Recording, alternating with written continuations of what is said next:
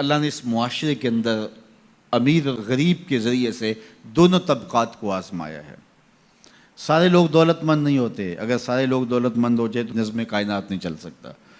سارے لوگ ہی جو ہے وہ غریب ہو جائیں تو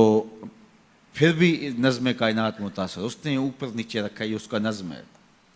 تو یہ آزمائش ہے امراء کی، ان کو دولت دے کے آزمایا، اور غریبوں کی آزمائش ہے کہ ان کو جو ہے وہ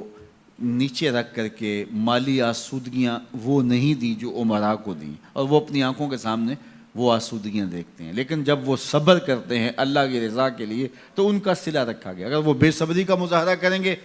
تو کر پھر بھی کچھ نہیں سکتے، لیکن پھر اجر نہیں ہے، لیکن اگر وہ صبر کر لیتے ہیں کہ یہ اللہ کی تقسیم ہے کہ ان کو زیادہ دیا۔ عمومی طور پہ یہ ہوتا ہے کہ جن کے پاس زیادہ نہیں ہے وہ زیادہ دیے گئے لوگوں کے ساتھ حسد میں مبتلا ہو کر کے اپنی زندگی کو خام خواہ کی اذیت میں مبتلا کر لیتے ہیں۔ ایک مالی کمی اور جو ہے وہ ایک ضعف ان کے پاس موجود ہے، اور دوسری یہ بیماری اپنے ساتھ خود جوڑ لیتے ہیں، تو گویا وہ دو آتشہ تکلیف ہو جاتی ہے ان کی۔ تو وہ ایک مالی ضعف میں مبتلا ہیں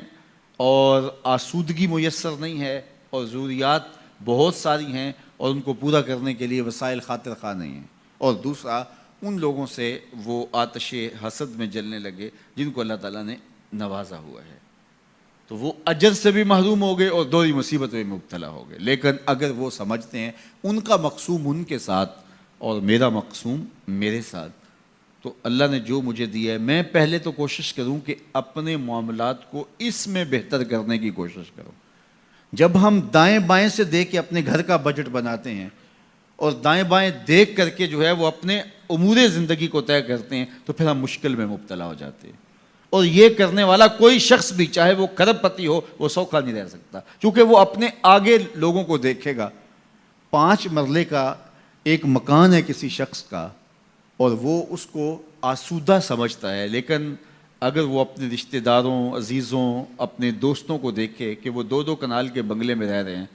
تو وہ 5 مرلے کا مکان سکڑنے لگے گا، اس کو تنگ لگے گا، اس کے اندر اس کی سانس گھٹنے لگے گی۔ لیکن اگر وہ دیکھے کہ میرا فلاں رشتہ دار 3 مرلے کے گھر میں رہتا ہے وہ بھی کرائے کا ہے، تو اس کو وہ گھر ہی محل دکھائی دینے لگے گا۔ اس لیے میرے حضور نے فرمایا کہ اپنے اوپر دیکھو گے تو اوکھے ہو جاؤ گے۔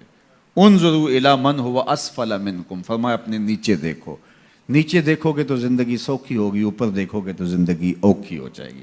اس لیے تمہیں جو دیا گیا اس پر مطمئن رہنے کی کوشش کرو، اس سے اجر بھی ملے گا، اور پھر اپنی چادر کو دیکھ کے ٹانگیں پھیلاؤ گے تو آسودہ رہو گے۔ اللہ اکبر۔ سنو سیدنا علی المرتضیٰ رضی اللہ تعالیٰ عنہ حضور کا ایک فرمان ذکر کرتے ہیں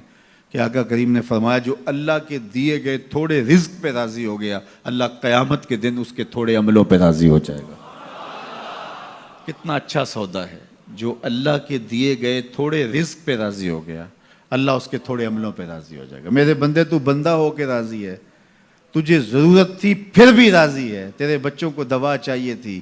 تجھے اچھا گھر چاہیے تھا، سر ڈھانپنے کے لیے چھت چاہیے تھا، تو پھر بھی راضی ہے، کوئی بات نہیں، اللہ نے مجھے جس حال میں رکھا میں واہ واہ خوش ہوں اس حال میں، تو بندہ ہو کے راضی ہے، تجھے ضرورت تھی پھر بھی راضی ہے، میں تو رب ہوں اور مجھے ضرورت بھی نہیں ہے تو میں بھی تیرے اوپر راضی ہوں۔ تو اللہ پر راضی ہونے کا جو فن سیکھ جاتے ہیں وہ زندگی گزارنے کا فن سیکھ جاتے ہیں۔ تو خواہ اپنے آپ کو مشقت میں ڈالنے کی بجائے